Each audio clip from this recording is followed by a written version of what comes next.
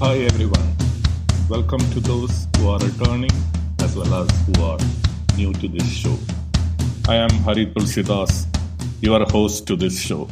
We will begin this new episode from one of the burning topics of the day, Australia's hellfire and its best kept secret. Today we will discuss what could be the greatest calamity that we are seeing in the entire history of mankind. How better holistic natural resource management can prevent such disasters from happening in the future. When I say holistic, it has a special meaning. We will come to that a little bit later. But let us jump straight into the topic.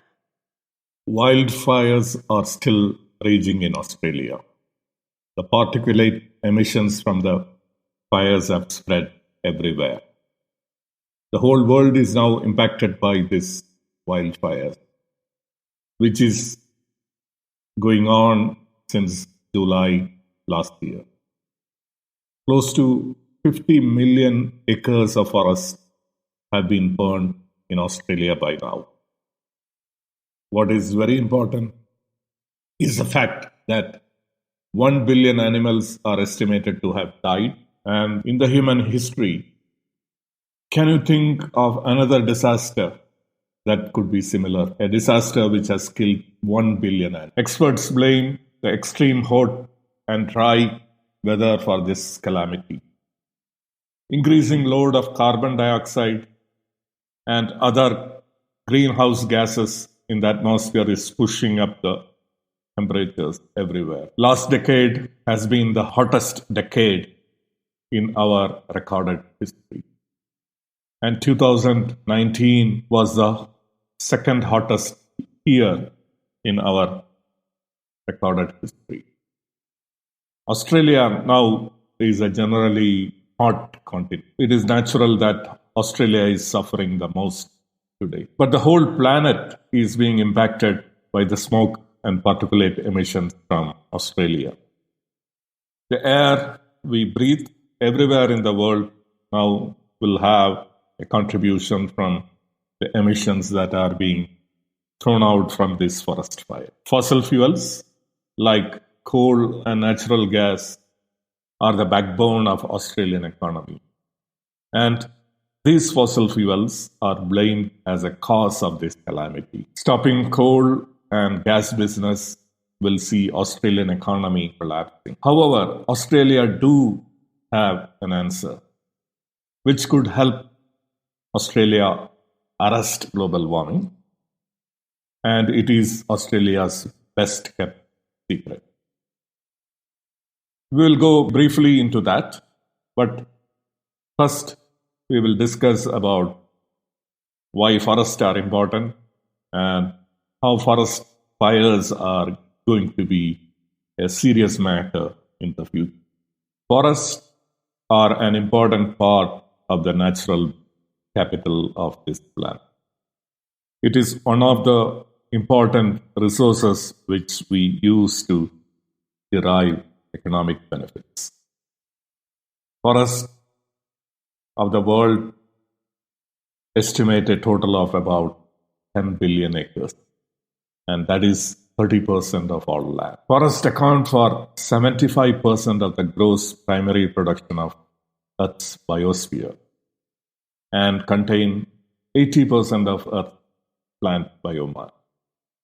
All the wildlife we see, especially the major larger animals, are today seen either in zoos in a limited manner, but major part of these animals live in our forest. But forests are very important to the human society.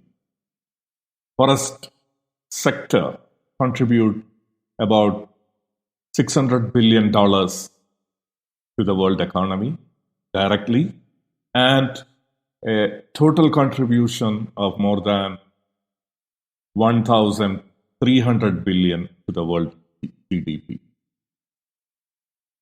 The global forest cover directly employs more than 20 million people, and through secondary jobs, it supports another 50 million people. Forests provide what is known as very critical ecosystem services to the planet. Forest is a global sink of carbon. It absorbs more carbon from the atmosphere than it releases. Forests take carbon dioxide at a rate which reduces total carbon load of the atmosphere. In all the forests of the world, tropical, temperate, boreal, all together, approximately 31% of the carbon stock is stored. In biomass, 69% in the soil. The Intergovernmental Panel on Climate Change said that a sustainable forest management strategy aimed at maintaining or increasing forest carbon stocks while producing an annual sustained yield of timber, fiber, or energy from the forest will generate the largest sustained mitigation benefit. Sustainable management practices keep forests growing at a higher rate over the potential long period of time, thus providing net capture of carbon and, in addition, a large increase of unmanaged forest cover also. From this basic facts about forest, let us go into how 2019 turned to be the worst year for forests and the global environment. 2019 saw some of the largest wildfires all over the world. For example, in United States, about 50,000 wildfires scorched over 5 million acres of land, mostly in California in 2019. Brazil has a large part of the Amazon forest cover, one of the largest forest systems of the world. And this Amazon forest saw the largest increase of forest fires this year. There were even more fires in the other parts of Brazil, which are not part of the Amazon, in Cerrado Savanna, or the grasslands, which is one of the most diverse areas of the world, suffered large-scale bushfire this year. The Brazilian wetlands, the world's largest tropical wetlands, did not escape from forest fires. The Pantanal, which is a tropical wetland in Brazil, went up in flame. The system also extends into Bolivia and Paraguay. The number of fires there broke all records this year, with over 8,000 fires. Some 1.2 billion hectares of forest was destroyed in Bolivia alone. From forest to wetlands, let us go to the coldest parts of the planet, the Siberia, within the Arctic Circle. One of the coldest regions in the world saw fires burning. Hundreds of fires over 3 months destroyed more than 6.5 million hectares of forest. Across Alaska in US, 400 wildfires were seen in 2019. Greenland and Canada also did not escape from this blaze. Coming to Southeast Asia, Brunei, Indonesia, Malaysia, the Philippines, Singapore, Thailand, and Vietnam saw a number of forest fires in 2019.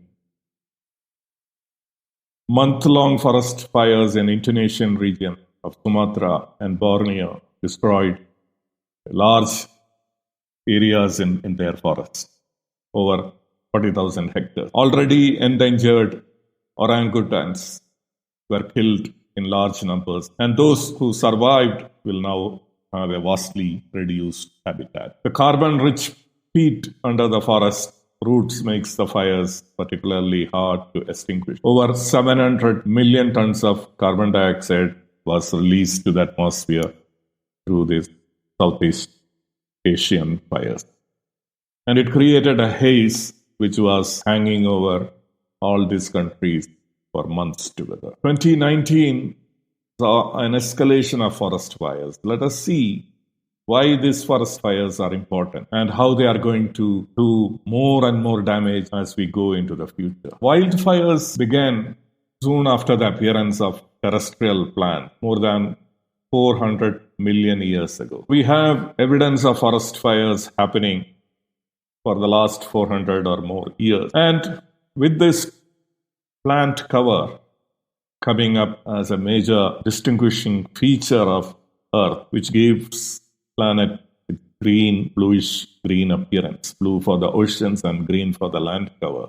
Earth has intrinsically become an flammable planet owing to the carbon-rich vegetation, seasonal dry climate, atmospheric oxygen, and widespread lightning and volcanic ignitions. So we cannot escape from wildfires. And wildfires can cause damage to property, human life, and destroy a lot of flora and fauna. Even then, wildfires may be beneficial to the vegetation, animals, and the ecosystem that have evolved with fire. High-severity wildfires create complex early forest habitat, which often has higher species richness and diversity than unburned old forests. Many plant species depend on the effect of fire to grow and reproduce. Forests are carbon sinks, as I've told, and it can absorb carbon emitted from the fires in a few years.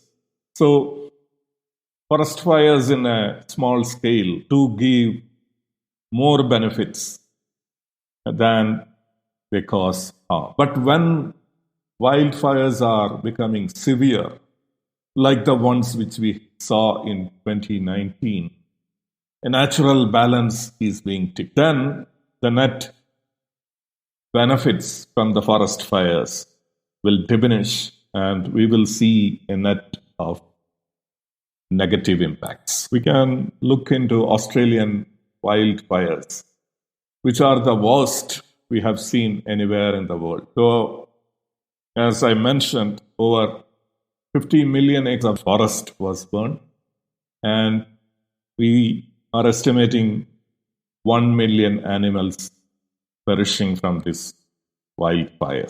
The forest fires in 2019-2020 were of particularly high intensity. So the reason for this very high intense fires are due to the drought and searing temperatures and dry winds that Australia is seeing in the recent past. These Australian fires, as I've said, are very intense fires causing intense heat, and there were about 20 firestorms that were recorded during the past few months starting from July 2019. These were unusual weather situation where we saw these forest fires fueled from thunderstorms over the months. Strong winds from these thunderstorms can fan the fires into large areas of raging infernos. One is particularly noticeable in these Australian wildfires, where what is known as ember storms. That is, winds blowing embers, even 30 kilometers away from the fires, into other areas and causing more bushfires there. This intense heat caused by the forest fires is also producing what is known as pyrocumulus clouds, which produce dry lightning that ignites new fires. Smoke particles from the fires have spread into the Pacific Ocean and now is spreading into the entire world. What is the impact of this bushfire season in Australia? One is the notable intensity compared to all the previous wildfire season. Forest fires have destroyed about 6,000 buildings, which include some 2,000 homes, and has killed less than 30 people as of today. But over 1 billion animals are estimated to have perished. It will be hard to estimate the eventual economic cost of these fires. But people have started doing some back of the envelope calculation, and they are estimating that Australia could be losing something like 100 billion Australian dollars due to this calamity. These forest fires will cripple consumer confidence and harm industries such as farming and tourism. And as I have told, a large-scale death of wild animals. In addition, there is loss of life, human life, homes, properties, domestic animals, and we are also seeing people living homeless, traumatized, without access to electricity, telecommunications, and in some cases, even drinking water. Bushfires are producing particulate matter pollution, airborne particles that are small enough to enter and damage human lung tissue. In December 2019, the air quality index around the suburbs of Sydney hit 2,500, which is more than 12 times the hazardous level of 200. The level of fine particle matters, known and measured globally as PM2.5, around Sydney was measured at 734 micrograms, or equivalent to 37 cigarettes. On 1st of January 2020, the air quality index around the suburbs of Canberra was measured at 4,650, or more than 25 times the hazardous level. It peaked at around of 7,700. So this is creating a large-scale impact into the populated areas of Australia. But the impact is also now being felt worldwide. The smoke from Australia's wildfires are now being pulled into the stratosphere, and it is expected to have at least one full circuit around the globe. So all of us will be feeling and touching this wildfire. What are the causes of this wildfire? Or similar wildfires which are happening all over the world. If you come to Australia, this crisis was due to the ongoing Eastern Australian drought, which is seen as one of the severe drought on record. This is also added by the diminished rainfall recorded in Eastern Australia. The average temperatures were having a rise during this season, and the last 36 months or so saw very high temperatures, very high average monthly temperatures in Australia, where these fires are raging now. So the combination of heat and drought caused critical low fuel moisture content, a kind of underlying dryness of the forest, which created an exceptional situation for high fire danger. If you see the climate of Australia, it has warmed by more than 1 degree Celsius over the past century. And with this 1 degree Celsius, we are seeing an increase in frequency and intensity of the heat waves and droughts. So this is what has fueled this forest fire in 2019. This high intensity and frequency of heat waves. 8 of Australia's 10 warmest years on record have occurred since 2005. And a study in 2018 conducted by Melbourne University found that major droughts of the 20th century and early 21st century in southern Australia are likely without precedent over the past 400 years. Across the country, average summer temperatures have increased, leading to record-breaking hot weather. And early summer of 2019 has been the hottest on record.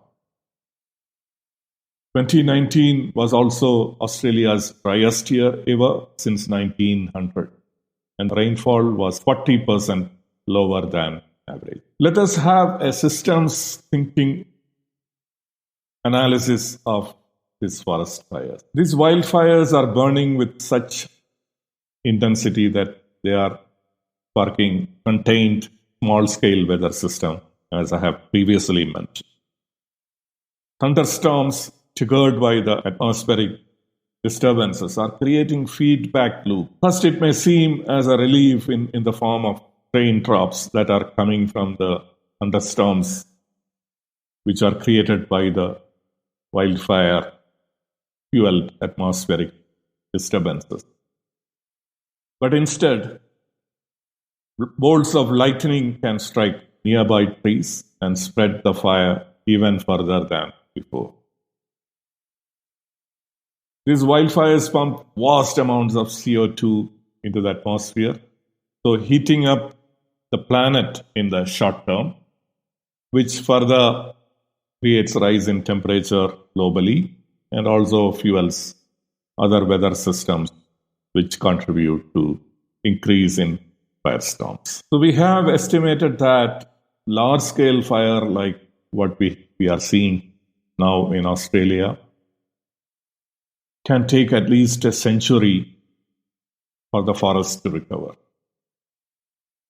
As we have discussed earlier, forests are natural sinks of carbon dioxide. It is estimated that instead of going for a costly renewable energy transition, if the world can grow additional 1 trillion trees, it can suck up all the carbon dioxide that is there in the atmosphere. So these bushfires have emitted a lot of carbon dioxide into the atmosphere by now, and it has increased Australia's contribution to the global greenhouse gas emissions, and it is increasing the problems associated with global warming. Climate studies show that conditions which promote extreme wildfires in Australia will only get worse and worse in the future, and it will create more and more greenhouse gases that will be added to the atmosphere. The current fires till now have released about 350 million tons of carbon dioxide, which is about 2/3 of Australia's average annual carbon dioxide emission, which stands currently at 530 million tons as of 2017. And just in the last 3 months of forest fires, 350 million tons of carbon dioxide have been added to this budget. And as I've told, the forest will take more than 100 years to recover and become net carbon sinks. And in the next century, we will see large part of Australian forest which has suffered this wildfire will be actually emitting more carbon dioxide than it is absorbing. With this wildfires, we also saw a lot of politics happening around Australia. Thousands of protesters took to streets across Australia calling for action on climate change and an adequate response to bushfire crisis. A lot of false and fake news were also circulating, and some of this false news have attributed arsonists as a cause of forest fires. And there was also an accusation leveled against environmentalists like the Australian Greens who were said to have stopped the early fire management efforts, like having controlled burning. Some of the false stack operations deliberately said that Greens have deliberately started the fires to highlight the problem of climate change. Some of these fake news sources have attributed ISIS as a source of the forest fires. And many other sources have said that this will bring benefits to the Australian economy, like opening up tracks through which they can have high-speed rail connections, etc. Firefighting was not at its best in Australia because Australia depends a lot on volunteer firefighters. And with this large season of forest fires starting from July last year and continuing till date, it is a huge season which has left all the volunteers totally exhausted. In the world in general, the resources to suppress forest fires are now stretched dangerously thin. The way in which the firefighting is addressed has not changed a lot in the last 100 years. And firefighting is still more of a guild than a profession. It requires intensive training and even apprenticeships, and it can soak up a lot of time and money. And with volunteer firefighters, situation can become extremely difficult. In the past, people used to be prepared for fire seasons, but it seems we don't have a season anymore. Fires can happen any time in the year. It can happen in the dry forest with warm temperatures like in Australia or in the wetlands in Brazil or in the cold climate of the Arctic, Siberia, Alaska, Greenland or Canada. Moreover, there is very little resources spent on educating communities on the dangers of forest fires, on how to prepare the families in case of forest fires happening in their neighborhood. So these are some of the things which could be improved, but still the way we are seeing Australian fire today, we think that these are all going to be a very difficult task in the future. The prevention is a better option than fighting these fires with whatever new technologies we can develop. Better forest management, which includes controlled burns, which are practiced today, will be necessary into the future. But we have to think about some kind of artificial forest fire barriers to be created at points where it is possible. Huge amount of mining waste are available with us. In a country like Australia, they have to deal with large amounts of mining waste. It is a mining-rich country, so they have a lot of mining waste for which they don't have any use.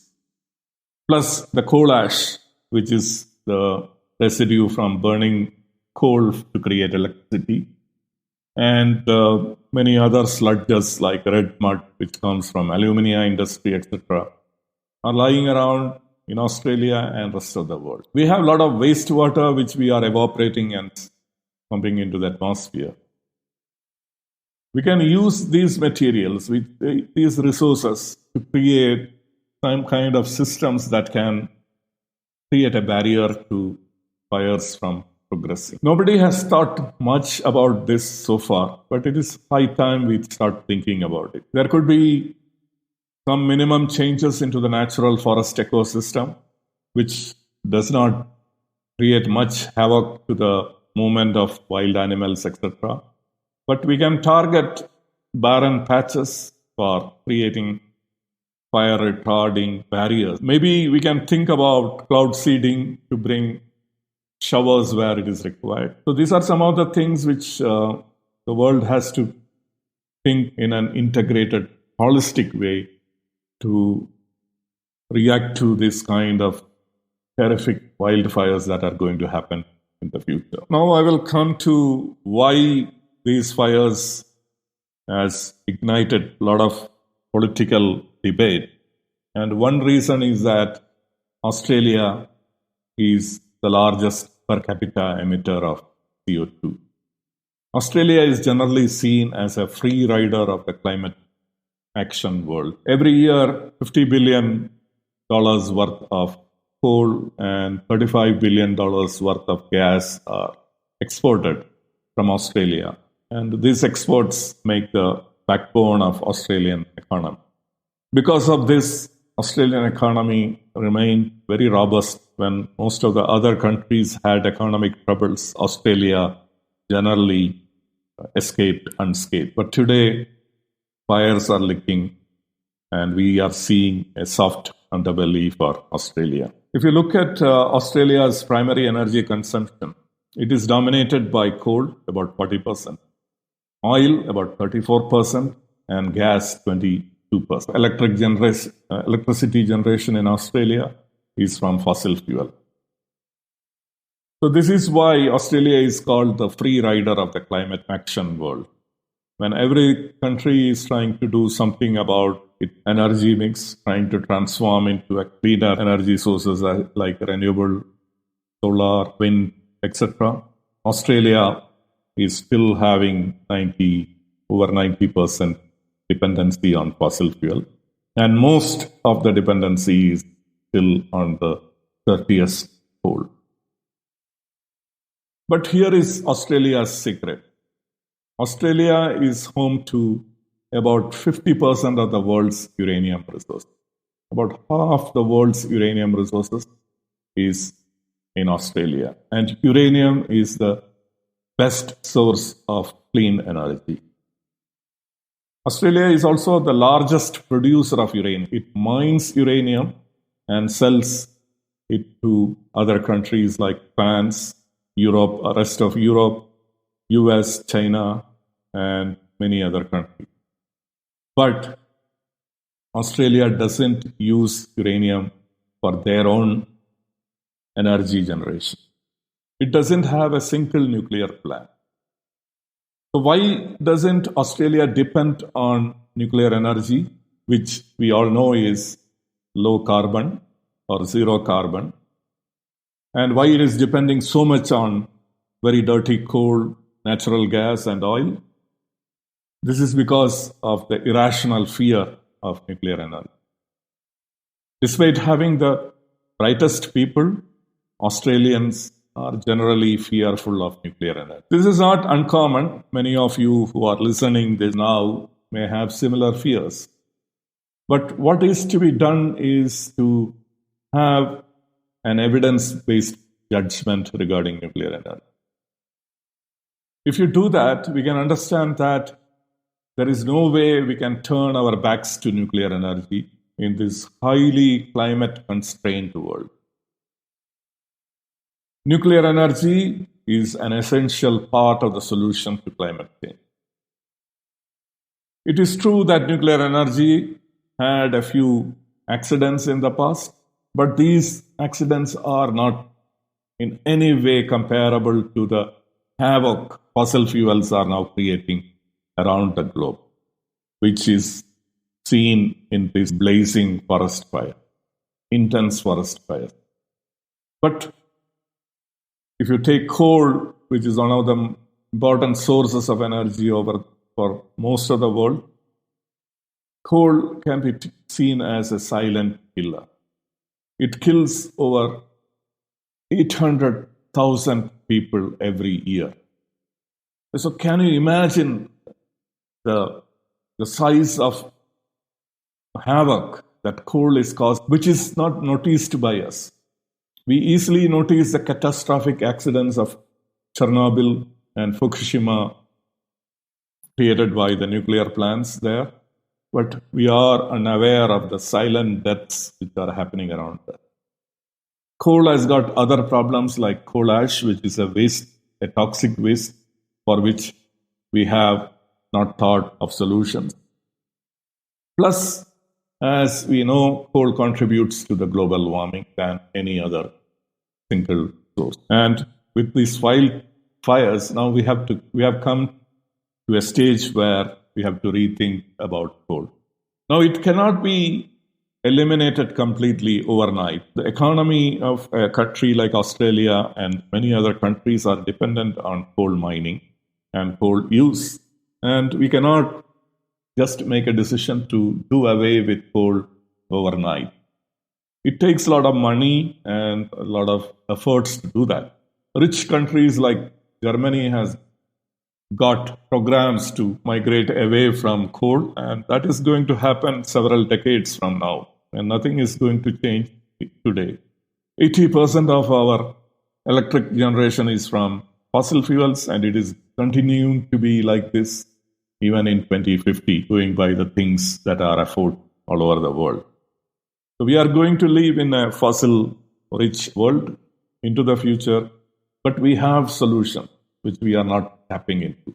And uranium from Australia is such a solution. If Australia and rest of the world have to escape from climate change, then it will have to embrace nuclear. The sooner Australians realize this and rest of the world realizes this, it will be good for Australians as well as the rest of the world. So that is all we have for this week. Next week, I will be back with another burning topic. Thank you all for listening. ResourceCast, we like to have your comments. You can reach me at resourcecast@gmail.com. You can also see this email in the show note. And also, please don't forget to subscribe. I hope to see you back very soon. Goodbye.